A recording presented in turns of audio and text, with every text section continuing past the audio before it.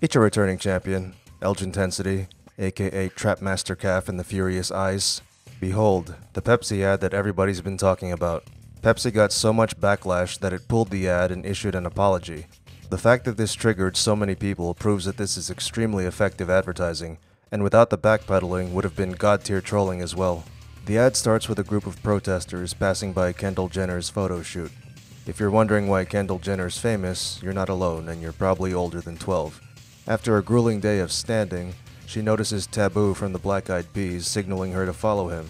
So she rips off one of her dad's wigs, wipes off one of the layers of makeup on her face, and joins the protesters. Because who better to lead a group of unimportant dipshits who've never worked a day in their lives than a Kardashian? This farce continues with a shot of the marching protesters, who aren't believable at all.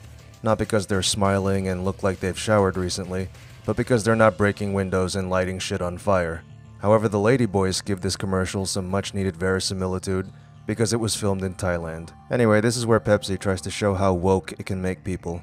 Kendall makes her way through the crowd of underwater basket-weaving majors, approaches a cop, and offers him a Pepsi.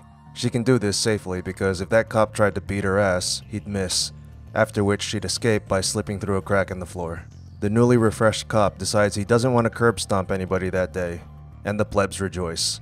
Pepsi allowed Kendall Jenner to restore peace to the galaxy, years after it allowed Britney Spears to cure Bob Dole's erectile dysfunction. It turns out Pepsi's in-house content creation team came up with this ad to cut costs and speed up the production process. Had it hired an outside team, Pepsi might have heard more criticism and tested the ad concept more, or at all. This is what happens when Pepsi drinks the Kool-Aid. Live for now, because our drinks give you diabetes and our ads give you cancer.